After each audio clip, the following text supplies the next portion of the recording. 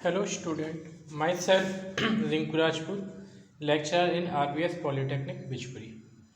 Environmental study की continuous classes में आप सभी का स्वागत है। इस लेक्चर सीरीज का ये लेक्चर नंबर 10 है। इससे पहले हमने पढ़ा था आपका जो एयर पोल्यूशन रहती है, एयर पोल्यूशन क्या रहता है, ठीक है। अब जो आपका नेक्स्ट टॉपिक है वो है आपका नॉइस पोल्यूशन यानी वायु प्रदूषण, ठीक है।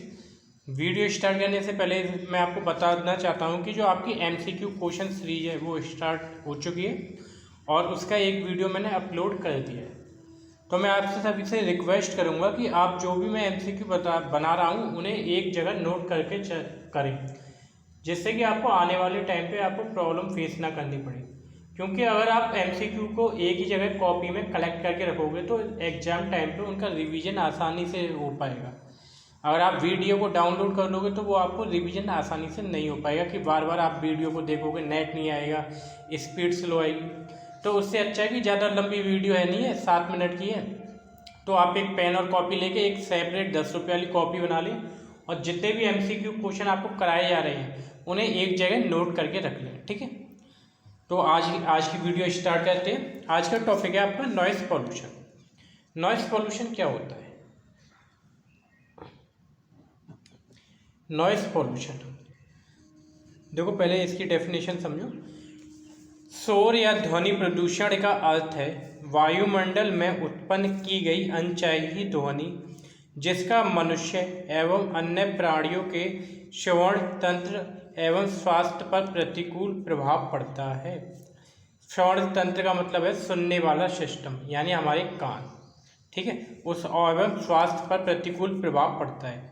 आप लोगों ने देखा होगा जब आपके डीजे बीजे या डेक हाई स्पीड में बजता है तो आप लोगों को क्या है, कानों में झंझनाहट होती है, किसी को चिड़चिड़ापन आता है, किसी के सिर दर्द होता है, तो वो किसी वजह से होता है अनचाही ध्वनि के उत्पन्न, ठीक है। उससे क्या हो जाता है, हमारा श्रवण तंत्र यानी सुनने वाला सिस्टम एवं स्वास्थ्य पर प्रतिकूल प्रभाव पड़ता है। ये तो सिंपल डेफिनेशन है, ठीक है। अब ये है रॉथम हैरी के अनुसार, ये एमसीक्यू क्वेश्चन में ऐसे कई सारे राइटर हैं उनके अकॉर्डिंग दी हुई है, तो ऐसे उन राइटर के अकॉर्डिंग आपको डेफिनेशन आनी चाहिए, ठीक है। रॉथम हैरी के अनुसार किसी भी स्रोत से निकलने वाली ध्वनि प्रदूषक बन जाती है जब वह असह्य हो जाती है। यानी जो आपके रॉथम बेरी हैं वो कहते हैं कोई भी ध्वनि प्रदूषक जब तक नहीं बनेगी जब तक वो मनुष्य पे प्रभाव नहीं पड़ेगी, ठीक है। जैसे मैं आपसे बात कर रहा हूँ या आपकी क्लास चल रही है ऑफलाइन, जब मैं आपसे बात करूँगा बिल्कुल आराम से बात करूँगा, आपको आराम से समझ में आएगा, आप जवाब दोगे आराम से मुझे समझ में आएगा, तो वो आपका ध्वनि प्रदूषण में नहीं है। अगर मैं वहीं पे चिल्लाना स्टार्ट कर दूँ या आप शोर करना स्टार्ट कर दें, जैसे क्लास में आपने देखा होगा टीचर ब्लैक बोर्ड पर पढ़ा रहा है तो स्टूडेंट शोर करना स्टार्ट कर देते हैं, वहाँ पर टीचर को क्या हो जाती है, परेशानी होती है लिखने में, और वो डिस्टर्ब होने लगता है। तो उस जो आपका शोर है उसको रखोगे आप किस में, प्रदूषण की श्रेणी में, ठीक है। किस में रखोगे, प्रदूषण की श्रेणी में। जैसे आपने देखा होगा हॉर्न बजाते हैं तो उससे परेशानी होती है लोगों को, बार बार हॉर्न बजाते हैं तो ज़्यादा परेशानी होती है, जिससे कि आपको क्या होता है, असहाय महसूस होता है।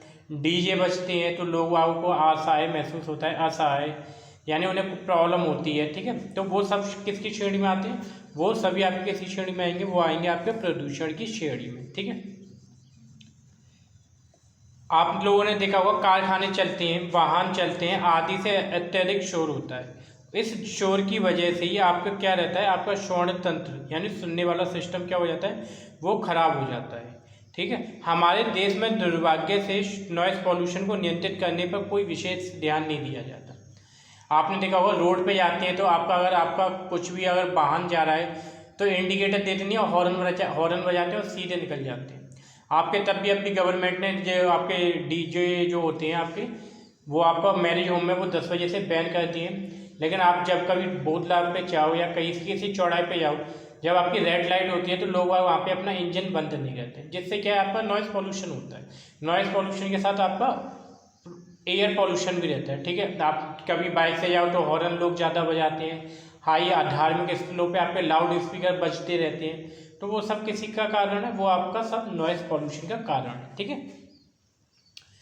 प्रदूषण, ध्वनि प्रदूषण विभिन्न स्रोतों से उत्पन्न शोर द्वारा मनुष्य के लिए असहायता एवं परेशानी की दशा व्यक्त करते हैं, ठीक है। ये एक और डेफिनेशन है। नेक्स्ट टॉपिक है आपका source of noise pollution. Source of noise pollution क्या रहती है, यानी जिनके द्वारा आपकी आवाज़ क्रिएट होती है। ठीक है, क्या, जिसके द्वारा आपकी आवाज़ क्या होती है, क्रिएट होती है। ये आपके दो टाइप्स के रहते हैं। फर्स्ट वन रहता है आपका नेचुरल सोर्स, यानी प्रकृति के द्वारा उत्पन्न आवाज़। दूसरा रहता है आपका आर्टिफिशियल सोर्स, यानी मनुष्य के द्वारा उत्पन्न आवाज़। ठीक है, प्राकृतिक स्रोत क्या रहते हैं। प्राकृतिक स्रोत देखो, जैसे मैंने यहाँ पे लिख दिए, ज्वालामुखी का विस्फोट, बादलों की गरज, उल्का पिंडों का गिरना, समुद्री लहरों का कोलाहल, आंधी तूफान का आना। जैसे मैंने लिखा नहीं है, आंधी तूफान का आना, ये भी आपका किस में, प्राकृतिक में। आपने देखा होगा ज्वालामुखी जब विस्फोट होता है तो वो उसे कोई ह्यूमन तो करता नहीं है, वो आपकी नेचुरल गतिविधि जो आपकी अर्थ के अंदर होते हैं उसकी वजह से आपका ज्वालामुखी का विस्फोट होता है, जिसकी वजह से क्या हो जाता है, आपका नॉइस पोल्यूशन ज़्यादा रहता है। नेक्स्ट है बादलों की गरज। आपने देखा होगा जब बारिश होती है तो बादलों की गरज होती है, वो काफ़ी तेज़ हो जाती है, और जिससे कि बहुत से लोग, इतनी तेज़ होती है वो गरज, जिससे कि बहुत से लोग क्या है, दरप जाते हैं, यानी उन्हें बहुत भयभीत हो जाते हैं, बच्चे आपके भयभीत हो जाते हैं, रोना स्टार्ट कर देते हैं। वो क्यों, क्योंकि उसकी जो आपकी बिजली की कड़क होती है, बादलों की गरज, वो आपका क्या क्रिएट करती है, आपका नॉइस पॉल्यूशन। नेक्स्ट है उल्का पिंडों का गिरना। जैसे कोई उल्का पिंड जब आपका अर्थ से टकराता है तो वहाँ पे एक ब्लास्ट उत्पन्न होता है, उस ब्लास्ट से आपकी शॉक्स वेव बनती हैं, जिसकी वजह से आपके घरों की खिड़कियाँ, दरवाजे आपके टूट जाते हैं। वो किस में आता है आपका, वो आता है आपका नॉइस पॉल्यूशन में। ठीक है, नेक्स्ट है समुद्री लहरों का कोलाहल। आप कभी बीच पे जाना, समुद्र पे जाना, आप देखना वहाँ पे समुद्र की जो आवाज़ है वो लहरों की बार बार दीवार से टकराएगी और आवाज़ जनरेट करेगी, तो वो क्या करेगी, वहाँ पे क्या करेगी, नॉइस पॉल्यूशन क्रिएट करेगी। नेक्स्ट है आपका आंधी तूफान। जब आंधी तूफान आते हैं तो आपने देखा होगा कितना शोर होता है, आपको आपकी आवाज़ ही नहीं सुनाई देती, ना ही आप कम्युनिकेट कर पाते हो ढंग से, तो वो भी किस में आएगा, वो भी आपका प्राकृतिक स्रोत में आएगा। ठीक है, नेक्स्ट है आपका आर्टिफिशियल सोर्स। कौन सा है आपका next, artificial source. Artificial source आपके टू टाइप्स के रहते हैं। ठीक है, जो आपके मनुष्य के द्वारा आपका एयर पोल्यूशन होता है वो आपका दो तरीके से होता है। पहला है आपका स्टेशनरी सोर्स, दूसरा है डायनेमिक सोर्स। स्टेशनरी का मतलब है ऐसे सोर्स जो एक जगह पर ही क्या रहते हैं, फिक्स रहते हैं, और आपका नॉइस पॉल्यूशन क्या करते हैं, क्रिएट करते हैं। स्टेशनरी सोर्स ऐसे सोर्स हैं जो एक जगह पर ही रहकर नॉइस पॉल्यूशन को क्रिएट करते हैं, और डायनेमिक सोर्स ऐसे स्रोत हैं जो एक जगह से जब दूसरी जगह मूवमेंट करते हैं तो वो वहाँ पे क्या करते हैं, नॉइस पॉल्यूशन क्रिएट करते हैं। जैसे मैं बात करूँ स्टेशनरी सोर्स की। ठीक है, स्टेशनरी सोर्स में क्या क्या आता है, इसके अंतर्गत कारखाने, रेडियो, टेलीविज़न, पत्थर के उद्योग, सीमेंट उद्योग, लाउड स्पीकर, विवाह उत्सव। कारखाने एक जगह फिक्स रहते हैं, रेडियो एक जगह रहता है, टेलीविज़न एक जगह फिक्स रहेगा, पत्थर जो आपकी इंडस्ट्री रहती है वो एक जगह फिक्स रहेगी, लाउड स्पीकर एक जगह फिक्स रहते हैं, विवाह उत्सव जो आपका मैरिज होम रहते हैं वो भी एक जगह रहते हैं। तो वहाँ से जो आपका एयर आपकी प्रोड्यूस होती है वो क्या कहते हैं, आपकी वायु तो वहाँ से जो आपकी नॉइस आपकी प्रोड्यूस होती है वो आपका क्या कहती है, नॉइस पॉल्यूशन क्रिएट करती है। जैसे मैं बात करूँ कारखाने जब चलते हैं तो आपने देखा होगा उनमें बड़ी बड़ी मशीनें रहती हैं, तो आसपास के घरों के में जो लोग रहते हैं उन्हें काफ़ी डिस्टर्बेंस होता है, क्योंकि मशीनें जब रन करती हैं तो काफ़ी आवाज़ करती हैं। ठीक है, रेडियो को आप हाई स्पीड पे बजा दो तो वो आपका क्या करेगा, पॉल्यूशन क्रिएट करेगा, लोग आप स्टडी नहीं कर पाएंगे, यानी उन्हें पढ़ने में क्या हो रही है, परेशानी हो रही है। जैसे टेलीविज़न, पत्थर के उद्योग भी यही है, आपका इंडस्ट्री जब आपकी चलती है, सीमेंट उद्योग भी सेम है। नेक्स्ट है आपका लाउड स्पीकर। आपने देखा होगा आपके जितने भी धार्मिक स्थल होते हैं, ठीक है, चाहे आपकी मस्जिद हो चाहे आपका मंदिर हो, कुछ भी हो, उन पर लाउड स्पीकर लगे रहते हैं। जब आप देखोगे कि जब बच्चों के एग्जाम आते हैं तो वो लाउड स्पीकर फुल आवाज़ में बजाए जाते हैं, जिससे कि आपके जो स्टूडेंट रहते हैं, जितने भी जिनके एग्जाम है, उन्हें पढ़ने में प्रॉब्लम रहती है। और बहुत से बुजुर्ग लोग जिन्हें ज़्यादा आवाज़ अगर वो सुन लेते हैं तो उन्हें बेचैनी होने लगती है, तो उसकी वजह से क्या रहता है, आपकी नॉइस पॉल्यूशन क्रिएट होता है। ठीक है, ये कौन से, ये सभी आपके कौन से सोर्स हैं, ये सभी आपके सोर्स हैं स्टेशनरी, यानी एक जगह पर ही रहकर ये क्या क्रिएट करते हैं, आपका पॉल्यूशन क्रिएट करते हैं। नेक्स्ट सोर्स है आपका डायनेमिक सोर्स। डायनेमिक सोर्स ऐसे सोर्स जो एक जगह से जब दूसरी जगह मूवमेंट करते हैं, यानी जाएंगे, तो वो क्या करेंगे, नॉइस पॉल्यूशन क्रिएट करेंगे। जैसे रेलगाड़ी, मोटर गाड़ी, स्कूटर, वायुयान आदि। रेलगाड़ी जब एक जगह से दूसरी जगह ट्रैवलिंग करते हैं, आप लोग देखना इंजन का आवाज़, इंजन का जो रेल का इंजन होता है वो कितनी आवाज़ करता है, तो उसकी वजह से आपका क्या रहता है, नॉइस पॉल्यूशन होता है। स्कूटर गाड़ी जब चलती है तो इंजन की आवाज़ आती है, और जब हॉर्न बजाते हैं तो वो भी आपका नॉइस पॉल्यूशन में आता है। वायुयान जब आप पे उड़ते हैं तो आपने देखा होगा काफ़ी सारी नॉइस क्रिएट करते हैं। जब वायुयान आपके ऊपर से गुजरेगा तो काफ़ी आवाज़ देगा। वहीं पे मैं जेट इंजन की बात करूँ, जितने भी आपके फाइटर प्लेन है, अगर वो आपके ऊपर से गुजर जाए तो वो बहुत ही अधिक मात्रा में शॉक वेव प्रोड्यूस करते हैं, जिसकी वजह से आपका लार्ज अमाउंट में नॉइस पॉल्यूशन क्या होता है, क्रिएट होता है। ठीक है, ये क्या है आपके सोर्स ऑफ नॉइस पॉल्यूशन। ठीक है, ये क्या होगा, सोर्स ऑफ नॉइस पॉल्यूशन। ठीक है, और जो आपका नॉइस पॉल्यूशन होता है उसे अगेन आप डिफरेंट टाइप में बांट सकते हो। ठीक है, जैसे मैं इससे पहले एक बात बता दूं आपको, इसे कराने से पहले, जैसे आपको ध्वनि प्रदूषण को अगर वर्गीकृत करना है तो आप उसे कितने भागों में वर्गीकृत कर सकते हो, यानी टाइप्स ऑफ नॉइस पॉल्यूशन। ठीक है, जैसे मैं बात करूँ टाइप्स ऑफ नॉइस पॉल्यूशन की, ये आपको कितने भागों में डिवाइडेड होगा, ये आपका 3 भागों में डिवाइडेड होगा। मैं यहाँ पे करा दे रहा हूँ। ठीक है, टाइप्स ऑफ नॉइस पॉल्यूशन। ठीक है, वैसे मैं करा रहा हूँ अभी, मैं अभी आपका पीछे क्या कराऊंगा, यहाँ पे मैं रेड पेन से लिख रहा हूँ types of noise pollution.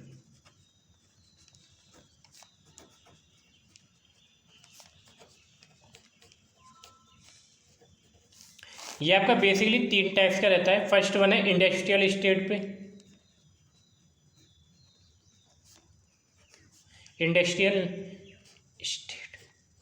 Industrial noise लिख लो, जो आपका इंडस्ट्री से आवाज़ प्रोड्यूस होती है।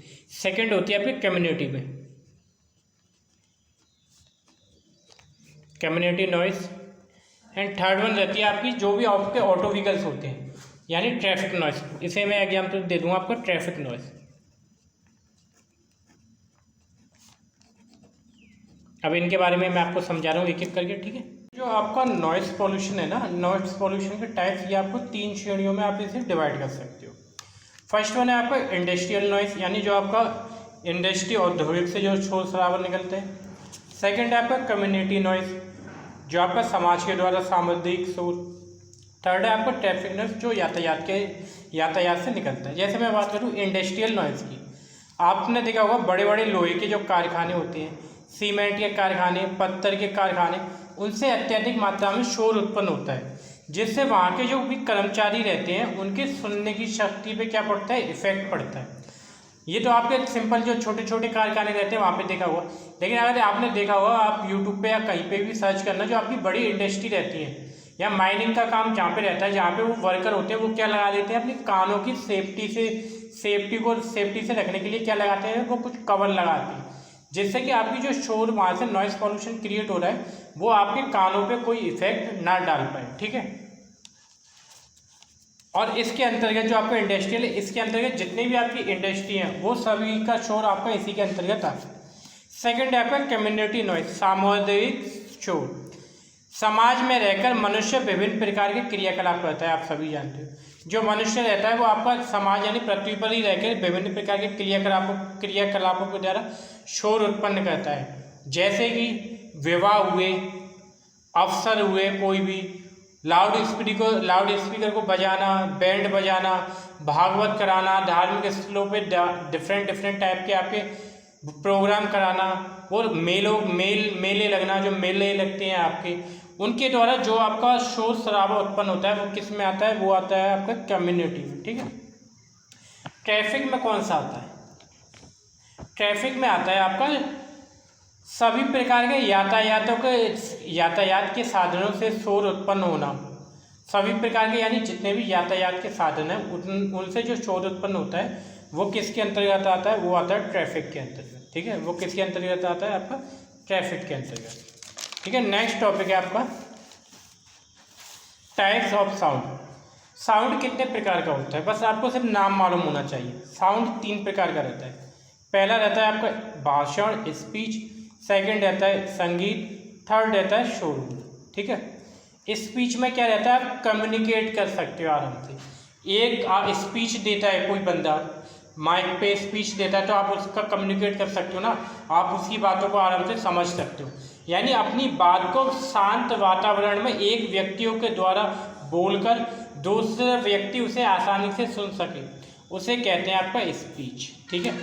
शांत वातावरण में एक व्यक्ति द्वारा बोले गए वाक्य तथा अन्य व्यक्तियों द्वारा उसे आसानी से सुना जा सके, उसे बोलते हैं आपका स्पीच। संगीत क्या रहता है? संगीत एक धीमी आवाज़ का मधुर चीज रहती है, या मधुर संगीत क्या है? धीमी आवाज़ में यह ध्वनि होती है जो कि मन को आराम या प्रफुल्लित करती है। ठीक है। आपने देखा होगा बहुत से लोग जब आपके डिप्रेशन में रहते हैं या मन नहीं लगता तो लोग क्या करते हैं, धीमी आवाज़ में संगीत सुनना स्टार्ट कर देते हैं, जिससे कि उन्हें रिलैक्स होना स्टार्ट हो जाता है। नेक्स्ट है शोरगुल यानी नॉइज़। इसमें क्या है, इसके अंतर्गत कई स्रोतों से उत्पन्न मिला जुला शोर होता है। यानी शोरगुल में क्या रहता है, जो आपकी आवाज़ आ रही होगी ना, वो एक पर्टिकुलर चीज़ से ना होके डिफरेंट चीज़ आपकी आपस में जब टकराएंगी तो वो कहलाएगा आपका शोरगुल। जैसे मैं बात करूँ, आपका लाउड स्पीकर बज रहा है, साथ में आपके वाहन चल रहे हैं, आप वहाँ पे लड़ाई लड़ रहे हो, वो कहलाता है आपका शोर। जैसे मेला, आप मेले में जाते हो तो लोग आगे जाते हैं, उनकी चहल पहल रहती है, आपस में बातें करते हैं, गाने बजते हैं, तो वहाँ पे क्या रहता है, आवाज़ होती है तेज, उसे बोलते हैं आप क्या बोलोगे, आप उसे शोर। ठीक है। क्या बोलोगे, यानी शोरगुल यानी नॉइज। ठीक है। अब जो आपका ऑब्जेक्टिव क्वेश्चन बनेगा आपका इस चैप्टर से, वो यहाँ से बनेगा। एक क्वेश्चन बनेगा आपका, जो आपकी साउंड है, ध्वनि की इकाई क्या रहती है, नोट करके लिख लो इसे, यूनिट ऑफ साउंड। ठीक है, यहाँ पे बता दे रहा हूँ।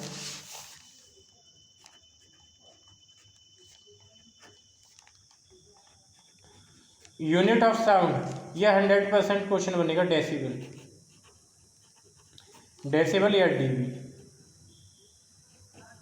या ऐसे भी आ सकता है ये। ठीक है। डेसिबल या डीबी, यूनिट ऑफ साउंड क्या रहती है, डेसिबल, डीबी या डीबी। ठीक है। ये तीनों क्या रहते हैं आपकी यूनिट रहती है किसकी, साउंड की। नेक्स्ट टॉपिक है आपका कैरेक्टरिस्टिक्स ऑफ साउंड। आपसे ऑब्जेक्टिव क्वेश्चन ये पूछ लेगा कि इनमें से कौन सी साउंड की कैरेक्टरिस्टिक्स नहीं है। ठीक है। क्या पूछ लेगा, इनमें से कौन सी साउंड की कैरेक्टरिस्टिक्स यानी ध्वनि का लक्षण कौन सा नहीं है। ध्वनि के दो लक्षण रहते हैं, पहला रहता है आवृत्ति, दूसरा रहता है आयाम। बस आपको इतना ही याद रखना है और कुछ नहीं रखना। आवृत्ति की जो यूनिट रहती है वो हर्ट्ज रहती है। ठीक है। बेसिकली मैं इसे समझा दे रहा हूँ। कान के पर्दे पर आवृत रूप से उच्च दबाव एवं निम्न दबाव पड़ते हैं तो क्रमागत उच्च दाबों के बीच के समयांतर को आवर्तकाल कहते हैं। आवर्तकाल क्या कहते हैं, देखो इधर समझो, ये कोई स्रोत है, यहाँ से ये है। ठीक है। ध्वनि यहाँ से गई और फिर यहाँ पे लौट के आई, इन दोनों के बीच का ट्रैवलिंग का जो टाइम डिफरेंस रहता है, ठीक क्या, इन दोनों के बीच का जो टाइम डिफरेंस रहता है वो कहलाता है आपका आवर्तकाल। जैसे ये दीवार है आपकी, यहाँ से आपकी साउंड हुई फिर यहाँ पे लौट के आई, तो इनका जो टाइम ट्रैवल का डिफरेंस है वो क्या कहलाएगा, आवर्तकाल कहलाता है। ठीक है। यानी उससे बोलते हैं हम टी को क्या बोलते हैं, आवर्तकाल। ठीक है, उसे क्या बोलते हैं हम, आवर्तकाल। और जो आवर्तकाल के व्युत्क्रम को क्या बोलते हैं हम, आवृत्ति, जैसे बोलते हैं एफ को क्या बोलते हैं, आवृत्ति। ठीक है। 1 मिनट रुकिएगा भी।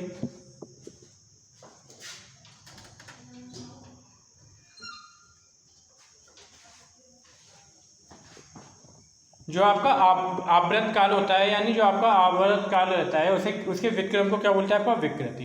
बस आपको जो मेन चीज़ याद रखनी है वो क्या रखनी है, जो ध्वनि के लक्षण कौन से होते हैं, एक तो आपका फ्रीक्वेंसी रहती है और सेकंड आपका एम्पलीट्यूड यानी आयाम, आवृत्ति और आयाम, आवृत्ति और आयाम। नेक्स्ट टॉपिक है आपका एम्पलीट्यूड। किसी ध्वनि तरंग के माध्यम के कणों का किसी एक दिशा में अधिकतम विस्थापन ध्वनि का तरंग आयाम कहलाता है। यानी एक ध्वनि जितनी अधिक तक दूर तक जाएगी, यानी अगर मैं कोई बात बोल रहा हूँ, उसे अगर कोई बंदा 200 मीटर तक सुन लेता है और 200 मीटर के बाद नहीं सुन पाता, तो मेरी जो ध्वनि है उसका आयाम कितना रहेगा, 200 मीटर। आपकी कोई आवाज़ दे रहे हो, वो आपकी आवाज़ जहाँ तक सुनी जा सके, वो जो डिस्टेंस होती है उसे बोलते हैं आपका आयाम। ठीक है। क्या बोलते हैं, आपका आयाम। नेक्स्ट टॉपिक है आपका effect of noise pollution. Noise pollution से क्या क्या इफेक्ट होते हैं, ठीक है, यानी नॉइस पॉल्यूशन से क्या क्या प्रभाव पड़ते हैं। पहला है आपका ध्वनि के प्रभाव, यानी नॉइस पॉल्यूशन तो वही है, ध्वनि से क्या क्या प्रभाव पड़ता है। पहला है आपका इंटरफेरेंस विद स्पीच, बातचीत में समस्या उत्पन्न होना। इंटरफेरेंस विद स्पीच, बातचीत में समस्या का उत्पन्न होना। सेकेंड है लूज ऑफ हियरिंग, श्रवण क्षमता में ह्रास, यानी सुनने की जो आपकी कैपेसिटी होती है उसमें कमी आ जाना। नेक्स्ट है आपका साइकोलॉजिकल इफेक्ट, इसे बोलते हैं शारीरिक प्रभाव। नेक्स्ट है इफेक्ट ऑन मटेरियल, क्या इफेक्ट ऑन मटेरियल, ठीक। जैसे मैं बात करूँ इंटरफेरेंस विद स्पीच, इंटरफेरेंस जब आपकी नॉइज़ पॉल्यूशन होता है, जैसे मैं बात करूँ आप कभी मेले में जाते हो तो वहाँ पे नॉइज़ पॉल्यूशन होता है, उसी टाइम पे आप अपने फ्रेंड से बात कर रहे हो या कहीं पे डीजे बज रहा है, जब आप बात करते हो तो आपको बात करने में क्या होती है, प्रॉब्लम का सामना फेस करना पड़ता है, यानी आप आसानी से बात नहीं कर पाते, कम्युनिकेट नहीं कर पाते। जैसे कहीं पे डीजे बज रहा है और उसी टाइम पे आपके मोबाइल पे फ़ोन आ जाए तो आप फ़ोन को बाहर लेके चले जाते हो, क्यों? क्योंकि जो आप अगर अंदर ही बात करोगे तो जो आपका नॉइज़ पॉल्यूशन क्रिएट हो रहा है उसकी वजह से आप दूसरे बंदे से बातचीत नहीं कर पाओगे, ठीक है। नेक्स्ट है लूज ऑफ हियरिंग, यानी अगर आप ज़्यादा ध्वनि प्रदूषण के संपर्क में रहे, यानी आप हाई डेसिबल की अगर ध्वनि को सुनना स्टार्ट कर देंगे, जैसे मैं बात करूँ डीजे बज रहा है, अगर कोई बंदा वहाँ पर ही बैठा रहेगा, आप देखना डीजे पे जाना, ठीक है, जहाँ पे लाउड स्पीकर आपके काफ़ी सारे रखे हो, आप वहाँ पे जाना, वहाँ पे 1 मिनट रहना और 1 मिनट के बाद फिर वापस आना, आधा दूर चले जाना उनसे। आप देखना आपको 1-2 मिनट या 5 मिनट आपके कानों में जड़जड़ाहट सी रहेगी, सनसनाहट सी रहेगी, जिसकी वजह से आपको सुनने में क्या हो जाएगी, प्रॉब्लम हो जाएगी। अगर आप लगातार उसी ध्वनि प्रदूषण में रहे तो आपके जो कान के पर्दे होते हैं वो क्या हो जाते हैं, बेकार हो जाते हैं, ठीक है। नेक्स्ट है साइकोलॉजिकल इफेक्ट, इसे बोलते हैं शारीरिक प्रभाव। शारीरिक प्रभाव से क्या रहता है, ठीक है, मनुष्य की श्रवण शक्ति कमजोर हो जाती है। इसके अंतर्गत क्या रहता है, शारीरिक प्रभाव से क्या रहेगा, एक तो उसके सुनने की जो क्षमता रहती है काफ़ी कम हो जाती है। इसके अतिरिक्त कई प्रभाव उत्पन्न रहते हैं, जैसे कौन कौन से प्रभाव रहते हैं, जैसे आपका रक्तचाप बढ़ जाना, बीपी का बढ़ जाना, बीपी का लो हो जाना, वो सभी किसकी वजह से रहता है, नॉइज़ पोल्यूशन की वजह से हो सकता है, ठीक है। बीपी का बढ़ जाना, बीपी का कम हो जाना। गर्भवती जितनी भी महिला रहती हैं, आपकी प्रेग्नेंट लेडीज रहती हैं, तो उन पर साउंड का ज़्यादा इफेक्ट रहता है, उनसे क्या रहता है, उनके जो बेबी रहता है उससे क्या रहती है, प्रॉब्लम हो जाती है, ठीक है। ये है आपका किसका, साइकोलॉजिकल इफेक्ट। नेक्स्ट आपका effect on material. Effect on material क्या है, जैसे जैसे आपकी ध्वनि प्रदूषण ज़्यादा रहेगा वो क्या करेगा, मटेरियल को आपका रिमूव करने का काम करेगा। जैसे मैं बात करूँ, आप एक कमरा बंद कमरा कर लो पूरा, ठीक है, पूरा कहीं से आपकी एयर नहीं जा रही हो, उसमें आप हाई वॉल्यूम में डीजे बजा देना, वो या लाउड स्पीकर बजा देना, आप देखना आपकी जो खिड़कियाँ होंगी ना वो टूट जाएंगी। क्यों? क्योंकि उनसे जो शॉक्स वेव निकलती हैं, साउंड की जो शॉक्स वेव रहती हैं, वो एक मटेरियल पे बार बार स्ट्राइक करेंगी, तो वो मटेरियल क्या हो जाता है, कमज़ोर हो जाता है, यानी उसका स्ट्रक्चर कैसा हो जाएगा, कमज़ोर हो जाएगा। स्ट्रक्चर कैसा हो जाएगा, कमज़ोर हो जाएगा। आपने देखा होगा जब आपके जितने भी फाइटर प्लेन होते हैं, जब वो नीचे बिल्कुल नीचे काफ़ी नीचे ऊंचाई पर उड़ते हैं, काफ़ी नीचे उड़ते हैं, तो उनसे जो शॉक्स वेव निकलती है, तो उन शॉक्स वेव के द्वारा जितने भी आपकी ग्लास की खिड़कियाँ, कांच वाँच रहते हैं, वो सभी क्या हो जाते हैं, वो आपके टूट जाते हैं। वो सब किस में आ जाता है, इफेक्ट ऑन मटेरियल, ठीक है। नेक्स्ट टॉपिक है आपका control of noise pollution. Noise pollution को आप कंट्रोल कैसे कर सकते हो, नॉइस पॉल्यूशन को आप कंट्रोल कैसे कर सकते हो। पहला क्या है आपका कंट्रोल एट सोर्स। क्या है आपका control at source. Control at source में आएगा आपका यानी हमें कंट्रोल एंड सोर्स में, यानी जो इतनी भी आपके सोर्स है जहाँ से आपकी ध्वनि प्रदूषित ध्वनि निकलती है, उन्हें क्या करें, उन्हें कंट्रोल कर दें। कंट्रोल का मतलब जैसे आपका ट्रैफिक है, ट्रैफिक जैम है, वहाँ पे क्या करें, अपनी कार का या अपनी बाइक के इंजन को बंद कर दें, बेवजह हॉर्न ना बजाएं। जितनी भी आपकी इंडस्ट्री में मशीनें हैं, उनकी जगह ऐसी मशीनों का उत्पादन करना चाहिए जो कि आपकी नॉइज़ पॉल्यूशन नहीं करे। जैसे मैं आपको एग्जांपल बताऊं, जैसे आपकी एक बैटरी वाली बाइक होती है और एक रहती है आपकी पेट्रोल वाली बाइक। पेट्रोल वाली बाइक का आपकी काफ़ी आवाज़ क्रिएट करती है, जबकि बैटरी वाली बाइक आपकी आवाज़ क्रिएट नहीं करती, ठीक है। यानी उनके सोर्स पे क्या करना चाहिए, हमें कंट्रोल करना चाहिए। नेक्स्ट है आपका control at medium. Control at medium में कई सारे वो रहते हैं। पहला है आपका लोकेशन, यानी लोकेशन पे इसमें क्या है, हमें लोकेशन को चेंज कर देना चाहिए। जैसे जो इंडस्ट्री हैं उन इंडस्ट्रियों को लोगों के पहुंच से काफ़ी दूर बनाना चाहिए, जिससे कि इंडस्ट्रियों का जो शोर शराबा है वो आपके लोगों तक ना आ पाए। नेक्स्ट है आपका बिल्डिंग लेआउट। बिल्डिंग लेआउट हमें कैसा ऐसा बनाना चाहिए जिसके अंदर से आपकी जो आवाज़ है वो गूंजे नहीं और आपकी आवाज़ बाहर निकले। जैसे मैं बात करूँ आपकी ऑडिटोरियम की, ऑडिटोरियम का स्ट्रक्चर ऐसा रहता है उसमें जितनी भी आपकी साउंड आती है तो वो साउंड बाहर निकल जाती है, और कुछ बिल्डिंग में कुछ लेआउट में कुछ ऐसा मटेरियल डालते हैं या फॉर्म वॉर्म कुछ लगाते हैं जिसकी वजह से वो आवाज़ को क्या कर लेते हैं, एब्जॉर्ब कर लेते हैं। ठीक है। नेक्स्ट है deflection in direction. Deflection in direction यानी स्रोत से उत्पन्न ध्वनि की दिशा बदलने के लिए मार्ग में बड़े बड़े अवरोध लगाकर खड़े कर देना। यानी अगर आपका कोई इंजन है या आपकी कोई इंडस्ट्री है, ठीक है, इंडस्ट्री है, इंडस्ट्री में से आपकी काफ़ी सारी आवाज़ आ रही है, तो आप क्या करें, इंडस्ट्री को पूरा कवर करके रख दें जिससे कि उससे जो ध्वनि है वो बाहर की ओर ज़्यादा ना निकल पाए। नेक्स्ट है एब्जॉर्बेशन। एब्जॉर्बेशन में इसमें हमें ऐसी टेक्निकों का इस्तेमाल करना चाहिए जिससे कि दीवारों जितने भी आपके कमरे हैं, आपका अगर डीजे बज रहा है कमरे में बज रहा है तो दीवारों पे ऐसा मटेरियल लगाना चाहिए जो क्या कर ले, जो ध्वनि के जो वॉल्यूम रहती है उसके मॉलिक्यूल्स को क्या कर ले, अवशोषित कर ले, क्या कर ले, अवशोषित कर ले। नेक्स्ट है एडजस्टमेंटल ऑफ मशीन। एडजस्टमेंटल मशीन में यानी मशीनों को हमें समय समय पे क्या करना चाहिए, ठीक करना चाहिए जिससे कि मशीनें आवाज़ ना करें। जैसे आपकी बाइक है, बाइक में अगर आप सर्विस नहीं कराओगे तो आपकी बाइक ज़्यादा आवाज़ करना स्टार्ट कर देती है, तो उसे उस आवाज़ अगर आप सर्विस करा लोगे, उसका एडजस्टमेंट ढंग से रखोगे तो बाइक आपकी क्या नहीं करेगी, आपकी नॉइस ज़्यादा प्रोड्यूस नहीं करेगी। नेक्स्ट है यूज ऑफ मफलर। यानी हमें किसका यूज करना चाहिए, मफलर का। मफलर क्या, यानी कानों पर जो ढकने वाले जो मफलर रहते हैं, आपने सुना वो ब्लूटूथ वाले नहीं, मफलर। अगर आप कोई किसी इंडस्ट्री में या आप किसी माइनिंग में काम कर रहे हो तो आपको किसका यूज करना चाहिए, मफलर का, जिससे कि जो आपकी ध्वनि है काफ़ी लाउड स्पीकर की या हाई डेसिबल की वो आपके कानों तक ना पहुंच पाए, जिससे कि आपके कान खराब ना हो जाए। ठीक है।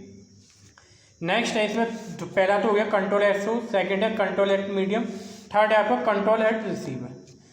कंट्रोल एट रिसीवर में आपके 3 टाइप्स के रहते हैं। पहला है प्रोटेक्टिव इक्विपमेंट, यानी तेज शोर से बचने के, इसमें इक्विपमेंट क्या है, इक्विपमेंट हमें ऐसे इक्विपमेंट का यूज करना चाहिए कानों के लिए जो कि आपके तेज शोर से बचा पाए। आपने इंजीनियर देखे होंगे, जितने आप माइनिंग के इंजीनियर रहते हैं वो क्या करते हैं, अपने कानों को बचाने के लिए या तो मफलर का यूज करेंगे या आपके जो ध्वनि रोधी हेलमेट आते हैं उनका यूज करेंगे, या फिर आपके जो ब्लूटूथ आते हैं कानों में जो आप लीड लगाते हैं, इस तरीके की लीड का इस्तेमाल करते हैं जिसके द्वारा वो आपका हाई डेसिबल की ध्वनि उनके कानों तक ना पहुंच पाए। ठीक है। सेकंड है परमेसिबल नॉइस पीरियड। परमेसिबल नॉइस पीरियड विभिन्न प्रबलता की ध्वनि में रहने के लिए एक सीमा को निर्धारित करना।